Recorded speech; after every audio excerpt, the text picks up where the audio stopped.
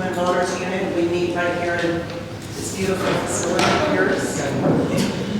Welcome to our candidate forum for the City of Des Moines, the City of Des Moines City Council candidates, followed by the candidates for the 33rd Legislative District Position 1. The League is a nonpartisan organization that works in communities to empower voters and defend democracy. This evening is our work in action. You, the constituents, will get to hear from your candidates, ask questions, and listen to one another as we work through the issues. Locally, we completed the Highline School Board Candidate Forum and the Federal Way City Council Forum 2 weeks ago, and last week we did the Pierre City Council candidates. The recordings of all these can be found on our website. This forum would not be possible without our partners, which include Wesley Des Moines, which is hosting the event, and the American Association of University Women, who is supporting the volunteering staff for tonight. Resident Tim Ryan, videographer for the in-house channel 370, is recording the event, and it will be available on the League of Women Voters of Seattle-King County website. The League wishes to acknowledge that we are on the traditional and ancestral and unceded territory of the Coast Salish peoples, including the Muckleshoot, Puyallup, and Duwamish tribes people who have stewarded this land since time immemorial. We pay our respect to their elders, past and present, and we recognize their ongoing relationship with this land. Now I'm going to turn the microphone over to our very capable moderator, Kathy Jorgensen, who will take things from here. Thank you.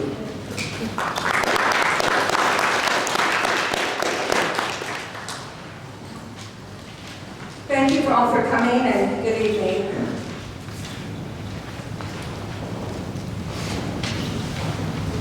And thank you to Wesley Homes for allowing us to use this location. My name is Kathy Jorgensen, and I will be moderating this evening's forum with candidates for the Des Moines City Council and the 33rd Legislative District. I would also like to thank our co-sponsors, AAUW and Wesley Homes. The first hour of this forum will be dedicated to the candidates for Des Moines City Council and the second for the two candidates for the 33rd Legislative District. Our timers this evening are Carol Schellenberg and Carrie Bagatelle. They'll hold up cards to help speakers stay within their time limits. Our videographer is Tim Ryan of Wesley Des Moines. It is the League of Women Voters policy to not allow any video or audio recording of our forums unless it has been authorized in advance by the League. Thank you to Tim, who is recording this event. We'll have a link to the recording on the League's website, www.lwvskc.org. If you would like an agenda and do not have one, please raise your hand and a volunteer will deliver one to you. About the League. The League is a nonpartisan, national, nonprofit organization whose purpose is to promote the informed and active participation of citizens in government. It does not endorse candidates. Our goal for tonight's forum is to provide city residents with information which will help them be informed and knowledgeable voters. You can find more information about the League on the membership table or by going to our website. The League is committed to fostering civility and public discourse. Civility begins with openness to listening to points of view that may be different from our own, and respect for others' rights to hold opinions that differ from ours. With that in mind, we ask everyone to be respectful of the candidates, our timers, and our volunteers. Please remain silent until you've been recognized to ask your question. Okay. Okay, thank you. Please remain silent until you've been recognized to ask your question and hold your applause until the end of the forum. Now, I ask you to turn off your cell phones, cameras, and any other devices that make noise. Restrooms are located down the hall past the library. And our panel of candidates consists of 8 members. Let's go backwards. The Des Moines City Council consists of 8 members elected and staggered. Seven members. 7. Okay, I'm sorry. 7 members, elected in staggered years for 4-year terms. City council members establish city policies and laws, adopt an annual budget, approve appropriations, contract for services, and grant franchises.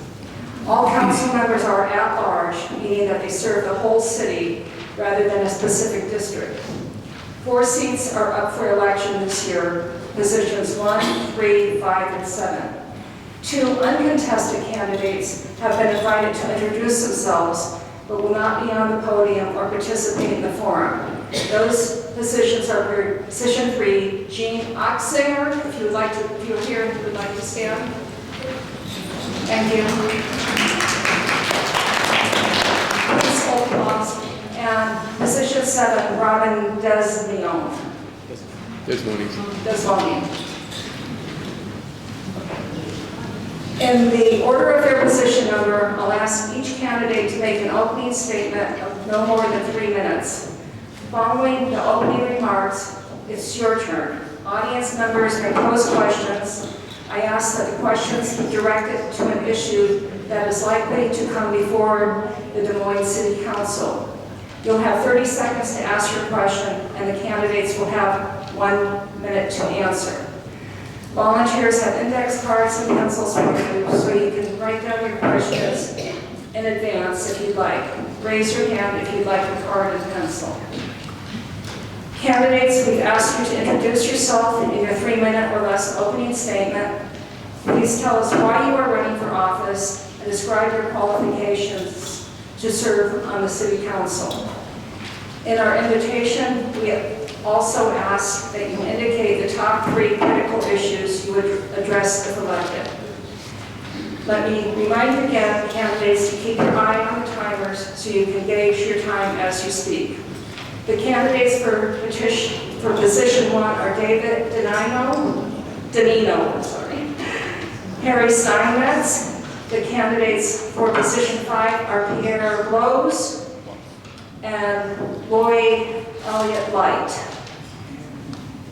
Okay, so starting at this end of the table, and we'll pass the microphone, please present us with your opening statements.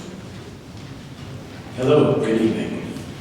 I'm David Denino, spelled like Tenino. You can pronounce it either way, I'm okay with that. And I'm a candidate for council position number 1. I'm not a politician, but like many people, I recognize that we need to change the way we govern ourselves in Des Moines, and this election is our best chance in years. Can you hear me in the back? Can you stand up, David? May I stand up? If that makes it easier for people to hear, but I would prefer not. I would try to sit up straight and speak loudly, and I realize my time is ticking, so. It's a matter of not speaking. How's this? I've lived in Des Moines for 20 years. I work in the international trade as a customs broker and a freight forwarder. I've studied our city's history and our politics, and the truth is, for most of our history, Des Moines has been shaped more by outside forces like the airport or expanding cities around us than by any clear and consistent plan or purpose of our own. We can change that, but I don't think it's enough to say where we want to go. We have to understand how we got here before we can chart a course forward, a realistic course forward.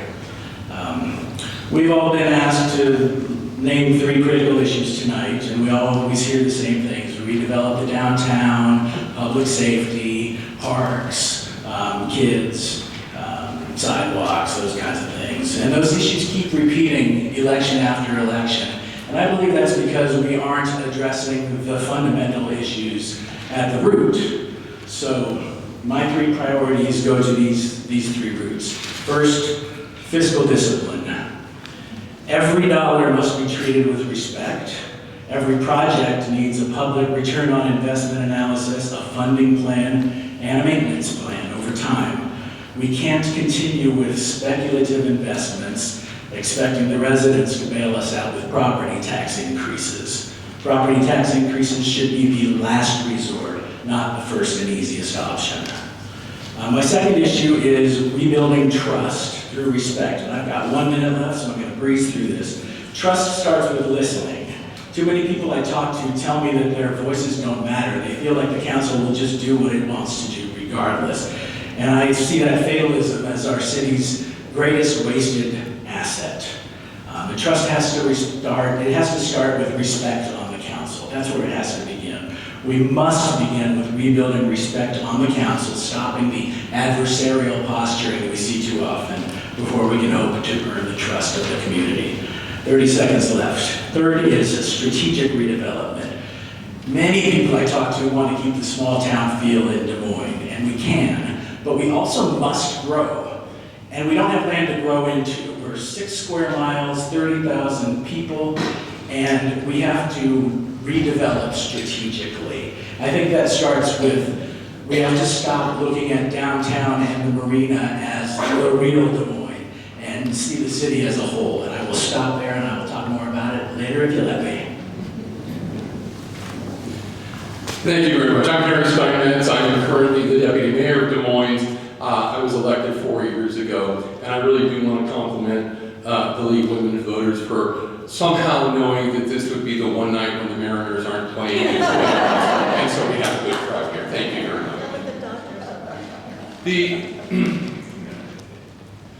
There are, essentially three major issues as I see it. One is law enforcement. We have the lowest rate, one of the lowest ratios of police to population in the state. We have tried many ways to increase that, including a property tax levy, which the people turned down. That was not the first option by any means in trying to get back there. But we are trying to raise that in any way that we can because we simply need more police officers if we are going to effectively police this. Secondly, is we need economic development in this town. For too long, we have been sort of a tired 1970s style downtown. And we have a wonderful little place here that is small enough to be personable, but surrounded by a growing area. And we have to grow with that as well. But we need to figure out how to do that growth in a way that preserves what makes Des Moines special and on a personal level. Thirdly is transparency and communication. And that is where I think we've made tremendous strides. In the last 2 years, I have been your deputy mayor with Tracy Buxton, who is in the back, as our mayor. And one of the things we wanted to do is take the temperature down on the dais, and we have succeeded in doing that. We have changed the culture. We have hired a wonderful new city manager who understands it is the values of the entire council to be much more transparent and honest, and that's why she was elected by 7 members of the council are selected for the job, because that's what we asked her to do. I think these are the important things about the city of Des Moines and why I'm running for re-election. Thank you very much.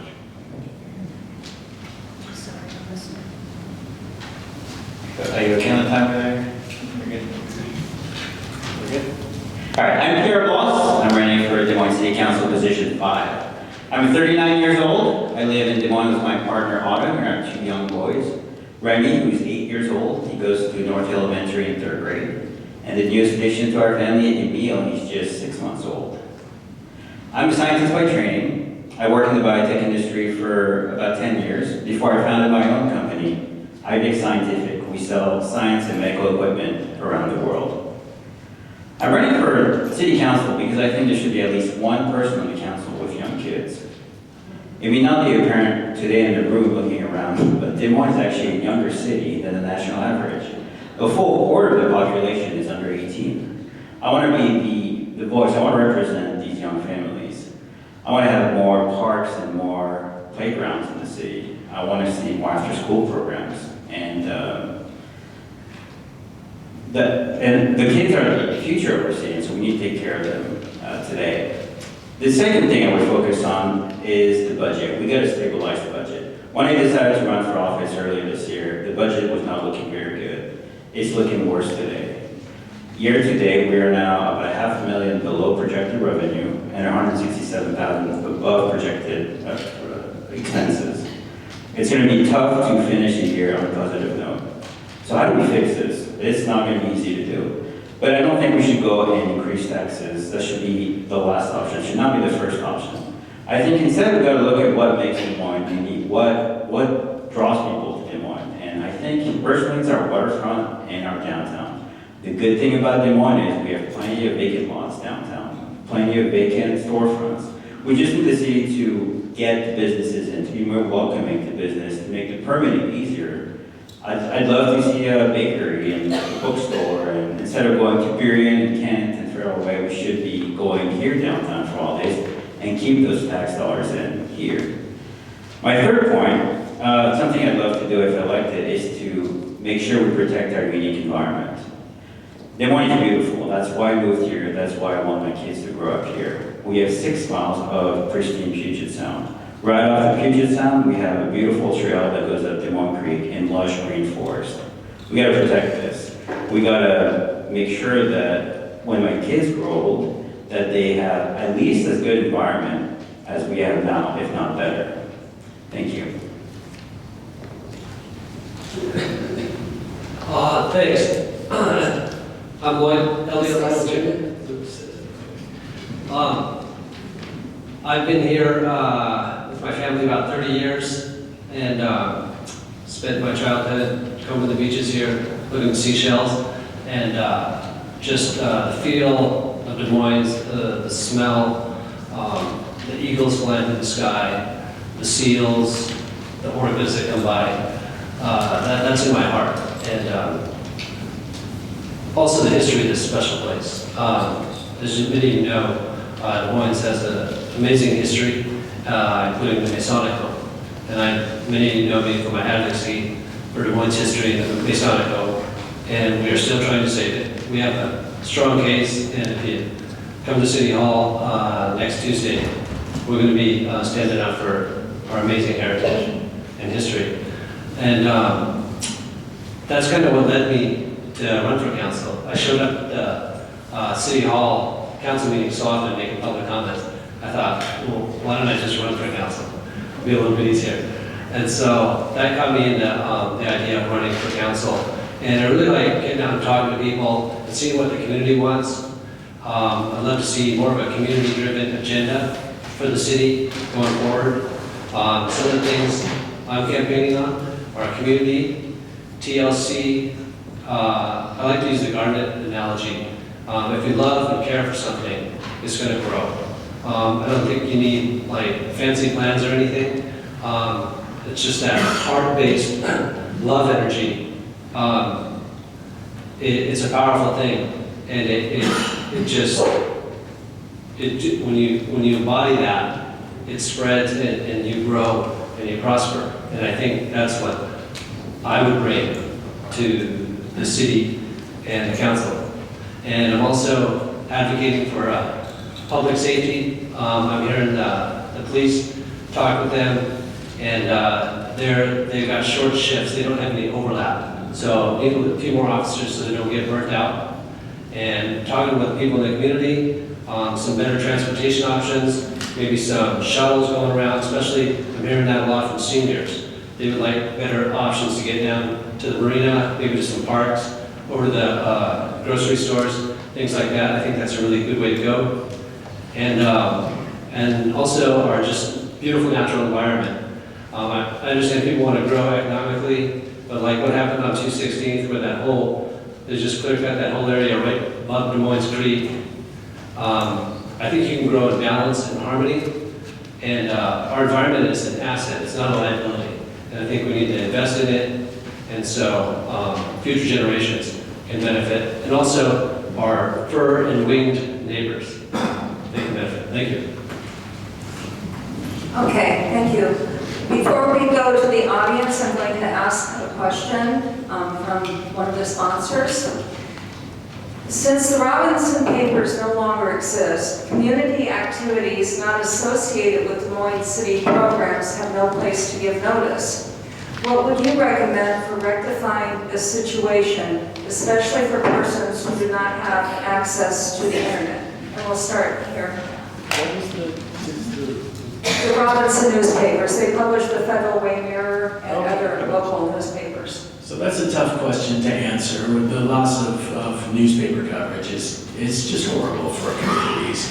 And everything has gone online. If people aren't online, it's hard to reach them. We do have, the city has a website, the city manager publishes a weekly report, our current mayor publishes a mayor's minute with information. That's one way to get, those are really the only ways to get announcements out. There's the Waterland blog, there's one council member who has a blog of his own. As far as replacing newspapers to get something in front of everybody where they are, that's a tough question to answer. I don't have easy answers for that, but the more channels we can open, the better chance we'll have to reach people. Yeah, there are a number of places out there where you can get announcements of community events, but I agree, those that are internet challenged are going to be challenged to find the announcements. And so we're exploring at the city, we currently publish on a quarterly basis the Des Moines Currents magazine. And it's a fairly glossy, heavy duty magazine that comes out once a quarter.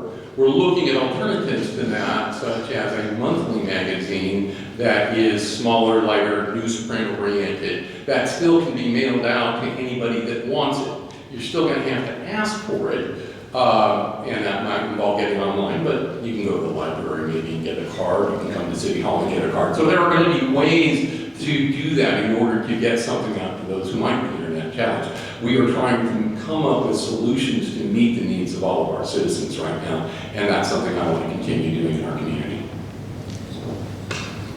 I know the question is about people that are not online, but even online, it's so fragmented today. There's not really one place to look online. I want to give a shout out to the city manager for getting an email blast. She was able to get, I think, 7,000 or 8,000 members of the community now, which is a good chunk of our 32,000 residents. So she is able to reach every week on weekly report what the city is doing. Now, for things that are not online, I'm part of Rotary International, and there's a Rotary kiosk at the marina. We've been talking about revamping that a bit, but it's a good way to put flyers and events that are going on. If you walk by the marina, you can see kind of concerts that are happening and events in the neighborhood. Cordex did a good job too of doing that at the marina. But I'd like to see more kind of city-sponsored places where community members and organizations can post on paper what events are coming up. Can you repeat the question once, please? Okay, with Robinson newspaper no longer publishing, what would you recommend for rectifying the situation, especially for persons who do not have access to the internet, such as giving public notice of various events in the community? I see. Thank you. Yes, it's certainly a benefit to have a community newspaper. And I would second the comments about the city manager reports, getting out to those communities, talking with people. I think that's really a good start. As far as like non-internet options, maybe engage with some of the high schools. You've got a lot of enterprise and youth there. We would probably love to make like a local publication, maybe not a full-on newspaper, but something. And I'm sure they'd be happy to go around to different places like Wesley and other community centers and get the word out. We might collaborate with the college students at Highline too. I know they have a journal paper. Maybe that could be built up. They could collaborate with the city and Highline and get some type of local publication going. Something, just cooperative ventures would be a really big thing for me. Okay, thank you. Now, we'll take questions from the audience. The volunteers who will hold the microphone for the question askers are Susan and Diane. I ask that you state your name. You will have 30 seconds to answer a question, to ask a question, and I ask that you avoid a long preface to your question so that you can get it all in 30 seconds. And when the questions are answered, we'll start with Harry to go first. So audience, if you have a question, please raise your hand or stand up to get the attention of Susan or Diana.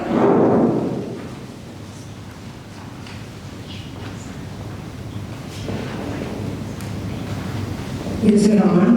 Yes. Hello, my name is Emily Hitchens. It seems that our tree canopy is disappearing. What will you do about the developing heat dome? Hi, Emily, that's a very good question. In fact, we are far below the 40% of our land having tree canopy that is recommended by Fonterra.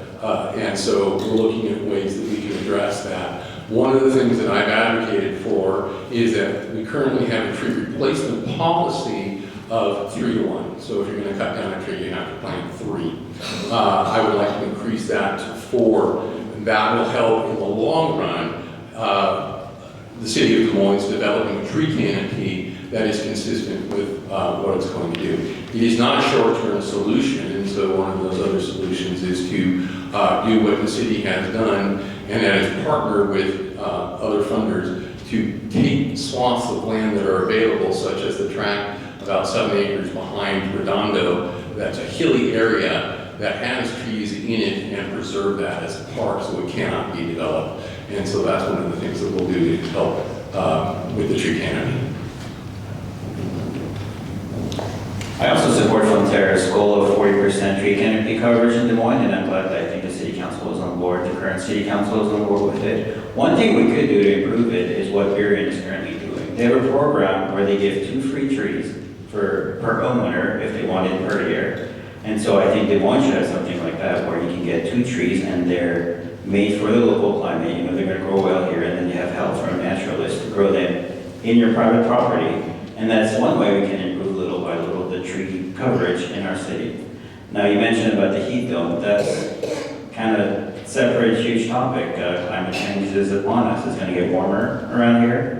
As time goes on, there's not much we can do as a city, but still, I think we should take steps to be as carbon neutral as we can to not make the problem worse around here. And we're going to have hotter and hotter days, so there's going to be really heat dome days, and we need to have more cooling centers for folks when it gets hotter. That's just the reality of life going forward. Thank you. Yes, I would actually advocate for 50% or more tree canopy. And that isn't a check against development, it's rethinking development in terms of what are you building with, what can you do with your roofs. All these roofs could be covered with trees. You could build into the ground rather than destroying all the trees. Just build with them. Maybe make some tree houses. People would probably like to live in tree houses. I would. It's just, and also the tree replacement. It doesn't really work because what happens is developers will come in, they'll chop down all the trees, and then they plant a few around the perimeter. But you don't have that dense forest canopy, which really drops, scientifically can drop local temperatures by like 20 degrees. So the main thing is you want to keep dense clusters of trees like we have all up there, and we still have them behind the Masonic home, right under the flight path. Those actually absorb noise and pollution, so it's really good for community health. I don't have a whole lot to add to what has already been said. The 40%, is a good goal, and we should not glad that we are striving for that. Tree replacement, yes. Preserving what we have and incentivizing people to preserve what is there, and incentivizing people to plant more trees, as Pierre told us that Miriam is doing.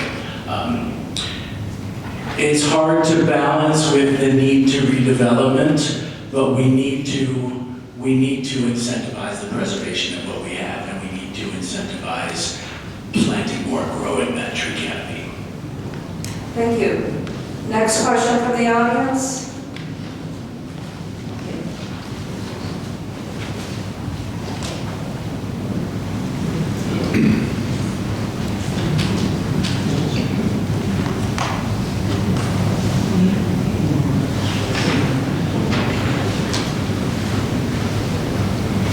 My name is John Schellenberger. I've lived here for 6 years. Ever since I moved here, I've understood that the city council is interested in seeing some development along Marina Vista Drive. And I haven't seen anything happen over that period of time. I'm wondering what ideas you might have to incentivize the development of along Marina Vista Drive, where there are several vacant lots, and there seems to be plenty of opportunity there, but nothing seems to be happening. And I wondered if an economic development district might be the answer, where some bonds could be let, and you'd have some money to pursue development. Okay, we'll start with Pierre. Thank you for your question. Yeah, walking down, I'm assuming you mean Marina Drive downtown, all the vacant lots there, prime real estate, right downtown, close to the marina. Why are they not developed? Why are they being sitting empty for so long? These landlords are all holding on to it. They're not necessarily interested in developing it. They don't want to be the first one to invest because they know as it grows, then that land is going to be more valuable. So everyone's kind of waiting. But there's got to be a way for the city to entice them and kind of make them develop it. There's got to be some penalties or something. If you sit on vacant land for too long, then something happens. Because it's just ugly and it's wasted opportunity to have that there. The Main Street development is something I hear from a lot of people, and some ideas I've heard are, sit down with those landlords and make them some nice offers that incentivize them. That it's a win-win solution. Like, what can we do together to make Des Moines more beautiful, for you to prosper? As a landowner, maybe you want to get some joint return, or maybe sell at a good price and bring in other partners. Also, to make businesses want to come together, what I'm hearing from residents is more themes, like some things I've heard. A bunch of lighting, like really nice lighting. You could do like LED, so it's not super energy intensive. Themes, maybe some street festivals.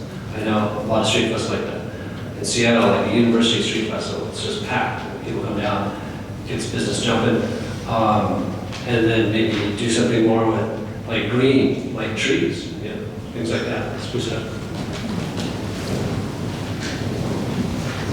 It's a great question, John, and it's a problem that has vexed our city for a long time. If there were easy answers to the vacant lots downtown, they would have been done.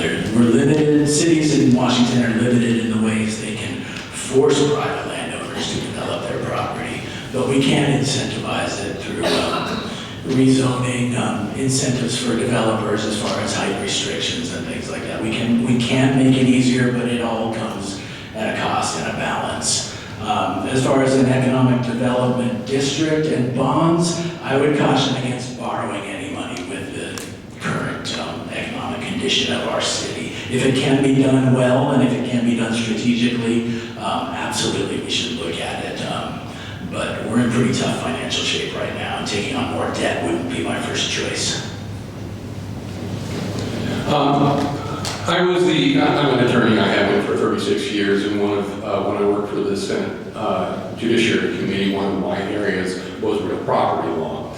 And Washington State has some very restrictive laws as to what kind of incentives can be offered to develop downtown. And you simply can't give tax breaks or other financial incentives that you're not giving out to other landowners in the area. So it's a very difficult thing to try to finance. One of the things that we can do is look at zoning downtown and simply raise the height. We've heard from developers over and over again that it's simply, our current height is 36 feet. You can't go above that, and that simply is not something that they find is an affordable way that will pencil out for them to come in and develop. And it is true that we have a lot of landlords who are land banking, waiting to hear for those prices to go up. But if we can change the zoning, their prices will go up. Okay, next question from the audience. Okay, Ben? Okay.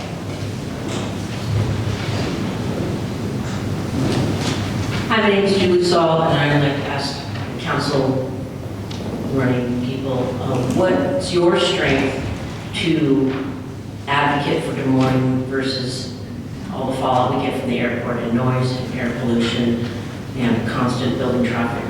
I mean, we've got all the SDP and all that other stuff. But the problem is the volume of air traffic almost negates any noise savings they might suppress. So there's lots of other airports around. I know it's a bigger problem than just our city, but what is our city going to do? Yeah, I think the city needs to get some better negotiation leverage in the SAMP that's coming out. I think one of the main solutions is to preserve that tree canopy right under the landing and takeoff belt. A lot of it's been lost, but there's still a significant amount there, and we should preserve it to trees absorb noise pollution and air pollution. And if you get rid of them, it's going to be louder and more air. It's going to affect your lungs. It's just not good for community health. And I think we're in a strong position, but you know, we got to have some backbone, and we got to go to the negotiating table and say, you know, you're not going to come in here and do this unless you know it's good for us. You got to demand a win-win solution. You can't just get rolled over by the port. The port, I think, from my limited knowledge, has been kind of rolling over Des Moines, and we need to stand up and be an equal partner in growth. Okay, next question from the audience? Can we answer? Oh, I'm sorry. SeaTac Airport is kind of unique in that it's surrounded by 6, 7 different cities, I think, and no one of them can fight the budget of the Port of Seattle on its own. They can't just push us around, and unless the surrounding cities work together with a unified voice, that's the only way we're going to be able to push back against the Port of Seattle, which is going to do what it's going to do. We've seen with the SAM, we've seen the determination that there's no adversarial results from the increased traffic on us. They're just going to do what they're going to do, and the answer is pooling our resources in surrounding cities and acting as one. Well, we are working with the other cities around. In fact, we have a joint operating agreement. We have hired consultants in order to help us with the SAM. We also have activated an airport committee where we are bringing people within our own community who have some expertise in the airport to try to give us those leverage points exactly for that kind of negotiation. I've spent most of my life doing some form of negotiation as an attorney and as a judge, and as a consequence, I think I have the credibility with a lot of people in order to do that. The other thing is that the airport is a unique entity because it is controlled by the FAA, the Port of Seattle, and the combination of those two are much bigger than, as was said, any one city. And that's why we have to work together to try to do that, pooling the resources that we have available in our own city. So it's a conundrum. We tried to push for a new airport, and that unfortunately just went nowhere. We often think of the airport and the port as this big, evil, giant corporation that we can't do anything about. But let's not forget, it's actually a public entity with elected commissioners. It's a public entity, and if we don't like the current leadership, there's things we can do to change the leadership. I think if we pool together our resources with a neighboring city, like the other mentioned, but in a more direct way, where you get Tequila, you get Pierre and Normandy Park, all of us together to endorse the candidates that we want. Next election, we endorse the candidates that we want in the primary and then in the general election, and then maybe we get a majority of our candidates on the Port of Seattle, and that way we'd be able to have a better, the surrounding cities could have a better send, better resources from the airport. So I think that's kind of a longer term move, but I think that's the way to go forward. Okay. Now the next question from the audience.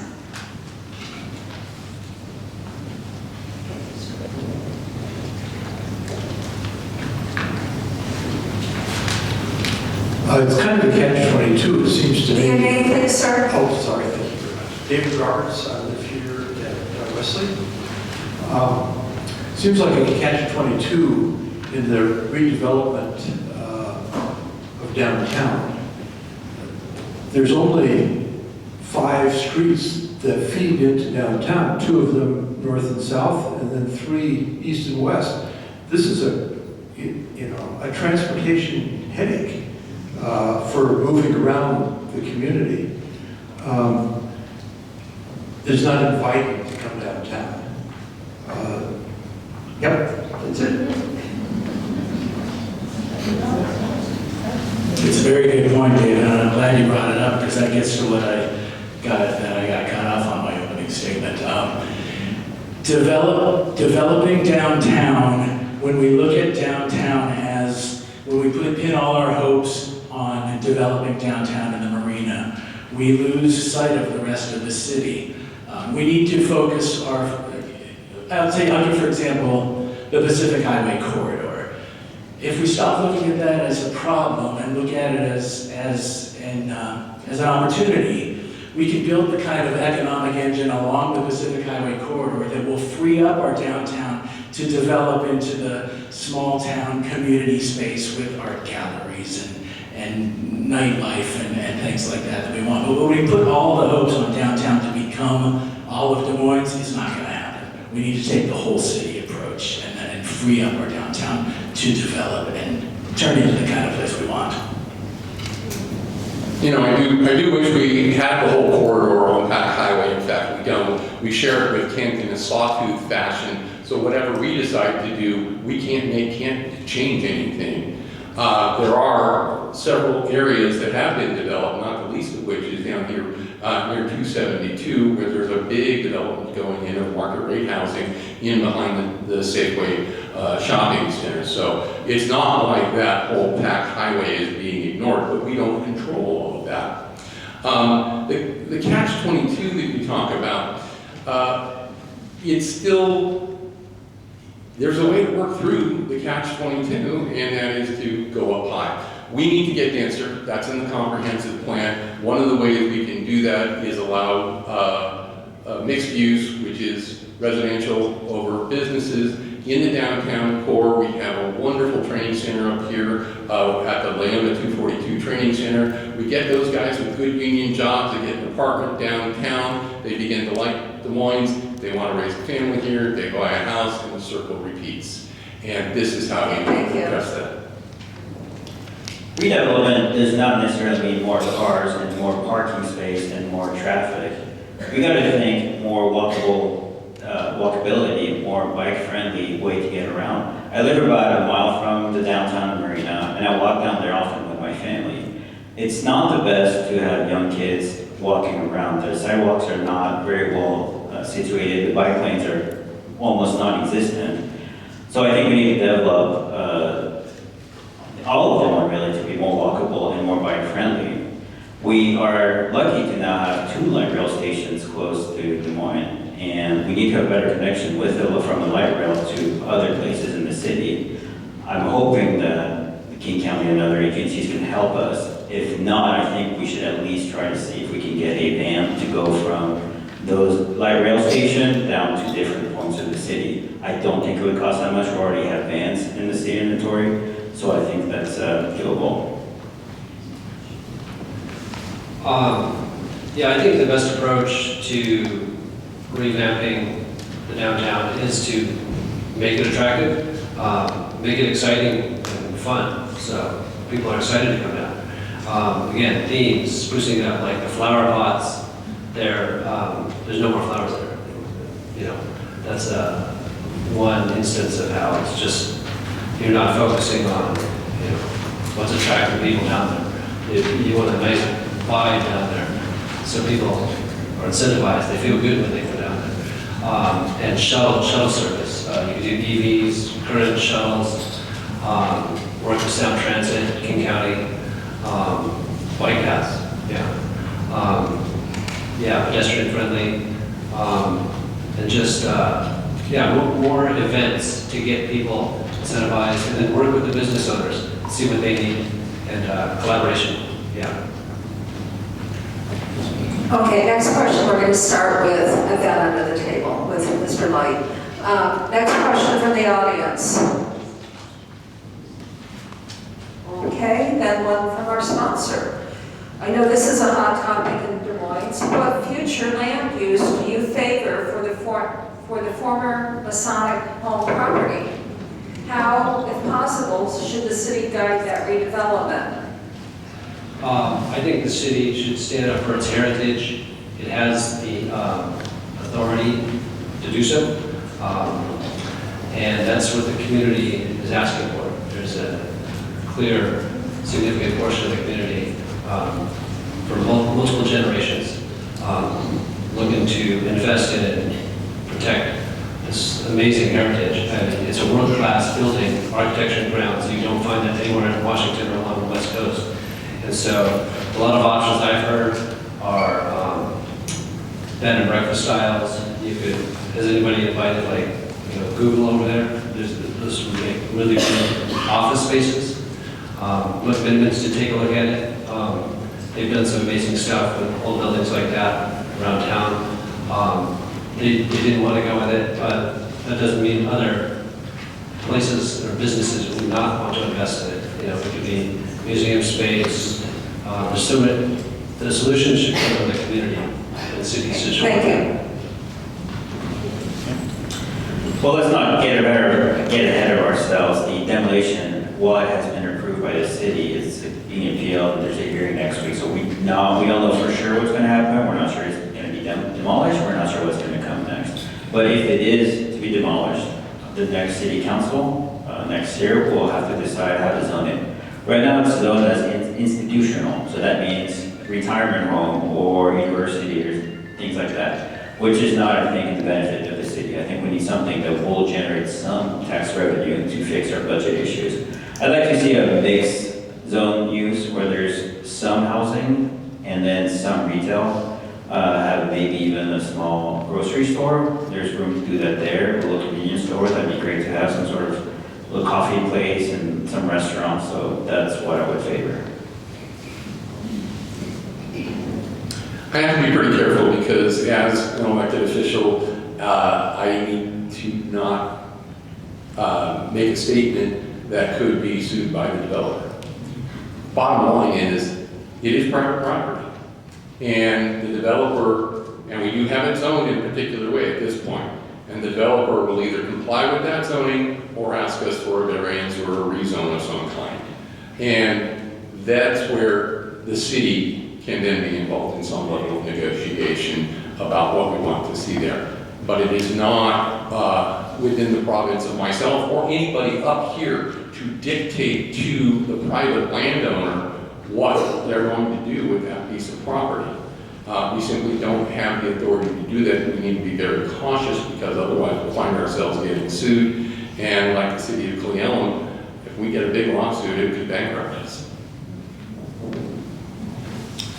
Des Moines is terrified of that lawsuit, and that's why there's no pushback. And it's a practical approach. We have to be that way because we have to be fearful of that lawsuit.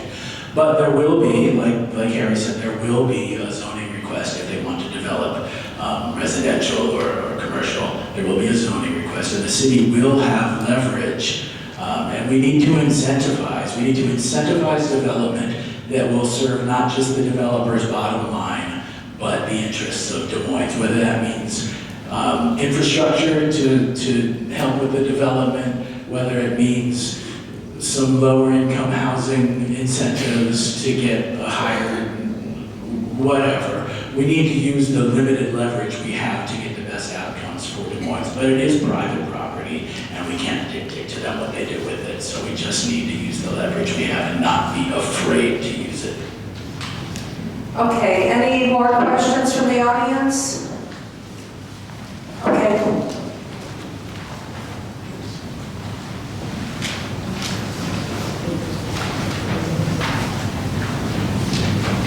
I'm Rita Bailey, and I've always been concerned about our trees. We have such ivy infestation, which kills trees eventually. And if you go east on 216th and cross Military Road and go down that winding road, you will see that those trees are just completely covered in ivy. And then if you go Des Moines Road from the 99 intersection into Des Moines, you see that all the way there also. So I wish the city would be concerned with the trees we have because ivy will kill them. Okay, time's up. Yeah, it's your, Yeah, so I'm a plant biologist by training, and I like plants. And those ivy, they don't kill directly the plant, but the way they work is they'll go up and then grow so big that it'll collapse the tree, and that's how it kills it. Yeah. We also have a problem with blackberries. They're all over the place. They're all invasive. But there's ways to combat that. They're not that hard to pull apart, especially if you do it early. If you go to Marine View Park, for example, they're doing a great job, at least at the entrance. They have volunteer crews who pull out the ivy every week, and they're doing it little by little. They're working through the park. So I think we're going to have to do that in the city. I know the city is resource constrained right now, but there's so many volunteers that want to help do something like this. A couple of weeks ago, I was at Sunju Park, and there was a volunteer meetup there. About 60 people showed up at Sunju Park to battle a little of the ivy. It was mainly the blackberries. They spent about 2 hours cutting down blackberries, and we made a big dent. We just need to kind of organize these work parties around the city and to chop down those ivies and kill those invasives. Yeah, invasive species are a real problem around here. And it depends on what trees you're talking about because this gets into a private property situation. But the city can address the trees on the city property, and we do have maintenance staff that can cut down some of the ivy on that. When we bought our house in Des Moines in 1999, there was, and there still is now, about a 50-foot cedar on the back of our property. And the ivy was growing up it, and we simply cut around the end, put a fairly big gap in that cut, and all the ivy above it died. So there are ways to address the ivy going up the tree and eventually bringing it down, and that makes it a lot safer for everybody else. I think that Pierre's idea about the work parties, such as happening in Sanju Park, are a great idea that we can organize the community to try to do and combat invasive species throughout the community. And if we can get private landowners to agree to let people come on their land, that's the way to do it. When my wife and I bought our house in Huntington Park 1 year ago yesterday, there was a tree that had ivy growing around it, English ivy, and the first thing I did was I gotta kill the ivy. Well, it turned out that ivy was the only thing holding the tree up. Then I had to remove a tree. Like everything, it comes down to resources. Can the city prioritize taking care of English ivy on trees right now? Financially, does it make sense to do that, or is volunteers the way to go at this point? I see work crews at Saltwater State Park. I see volunteer work crews. I see there have been volunteer crews at the Moines Creek Trail. I think at this point, energizing the public to get involved is what we need to do. And I think that's right now is the ivy, the way we should talk about ivy. The city can take care of what's on city land. It's just prioritizing resources. Lytle? Yeah, I think the city should take a comprehensive approach to the environment, and tree canopy is part of that. Reducing ivy on trees is important, and I think we could work with local volunteers and also the maintenance department. They're always driving around, they see it every day. Those guys do amazing work. Guys handling, all people in the maintenance department. And, it wouldn't take much to just get a couple clippers out there. They could probably take care of a few trees, They did a few a week, probably in really good shape. So collaboration with the city and volunteers. And a comprehensive plan for the environment. Okay. We're going to do our closing statements now in the opposite order. Oh, is there one more question from the audience? Okay, we're getting short on time, so if there's short questions, you can do two. I'm Kathy Deegans, and I've been living in Des Moines since 1986. The budget comes up a lot, and clearly we're in a hole. That means reducing expenses, cutting things, or bringing in revenue. What's your idea for what you're going to cut, or where are you going to get the revenue? Okay, so much for a short question. I mean, there are a number of things. We are required by law to submit a balanced budget every year, and we have done that. I believe in 2026, we recently switched to biennial budgeting, so 25 and 26 are one big budget. In the 2026 biennium, we got away from one-time money in order to fund ongoing positions in that budget. The one exception, I believe, is the GPS officer, but we believe that we're going to be able to get her funded more fully because we just passed a 1/10% sales tax, which can be used to fund that position. There are all kinds of little things that we can do to try to get to that balance, and we're working very hard to balance all of the pieces that exist. It's no simple answer, and it certainly can't be answered in the 30 seconds or less than 30 seconds that I have left. But basically, we're going to fund public safety should be the first priority, and making this a family-friendly place. Those would be my two priorities. The long-term answer is commercial development and building the tax base. The short-term answer, probably most people here are following the city council meetings, and the city manager brought 6 or 7 options to the council a few weeks ago for little things that can be done to raise revenue. Public safety sales tax, 0.1% just was approved. There were 6 or 7 other options, utility taxes, little things that nobody wants to have to do, but you're right, we do have a structural revenue deficit, an imbalance, and we have to find ways to do it. So there's long-term answers and there's short-term answers. The short ones, we try to make them as painless as possible, but we have to accept that we have a hole to get out of, and there are no easy answers. So it's having the honest conversations, it's considering everything, and then it's a council of 7 people working together towards finding the best answers. Okay, Lyle? Yeah, I think you need to take a creative approach. Get out of the mindset of lack, and we have an abundance of joy here, beauty, amazing people, community. Focus on that. That's a type of energy. It's not a money issue. It's an energy issue. It's an outlook issue. When that energy takes hold, it grows exponentially. So yeah, we're a city that's wealthy in joy and beauty and community, and you can take a simple problem and just find creative solutions. There's always cheaper budget ways to do things, like DIY philosophy, right? Just do something, think out of the box, And big ticket items like the steps are pretty controversial. That's a pretty big budget drain. I'm just going to take a neutral approach on that. I'd be okay with delaying that, even cutting it.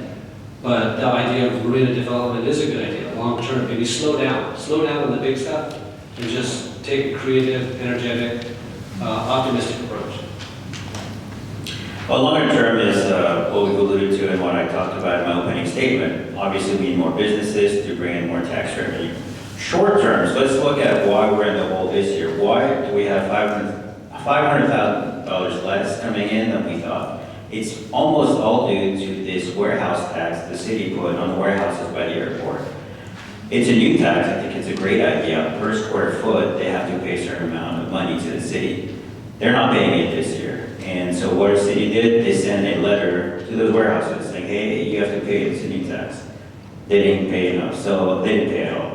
And so then the city sent again a strongly worded letter from the city's attorney saying, hey, you gotta pay, please pay. They gotta be a little more aggressive. The city has the right to go and audit those books. And it's a square footage tax, so really you should be able to calculate what square footage is. I think the city needs to take a much more aggressive approach to these warehouses and show them that they have to pay their taxes to the city. Okay, it is almost 8 o'clock, which is our closing time, so we're going to do closing statements starting with Lytle. 1 minute. Thank you to the people of Des Moines, and To the current city council members, I know Mayor Sayer, City Manager Harry, you guys are an inspiration for me running. So we've done some great work together. Some things we disagree with, sometimes passionately, but respect to you all. And people in this community, just thank you to the League of Women Voters. It's great having a democracy here, and everybody share ideas in a friendly way. You know, everybody up here is good people. We all want what's good for Des Moines. We all have some different approaches, different ideas, and we're going to leave it for you guys to decide. Thank you for coming out today.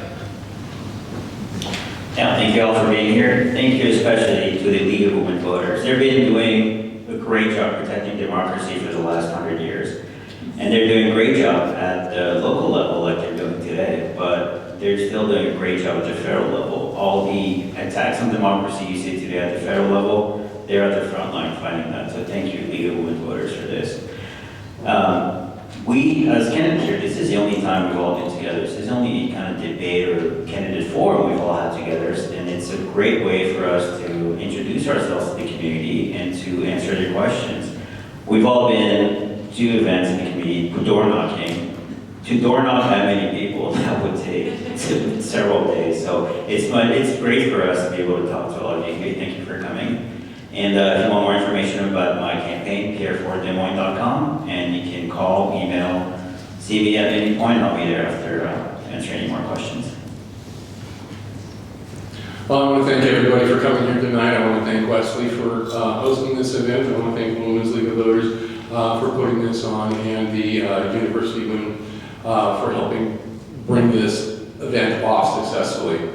When I was elected 4 years ago, it was a difficult time in this community. There was a lot of mistrust on the between the community and the city. And 2 years later, we got rid of the city manager. We started a process to find a new city manager, and we've gone through an incredible transition since then.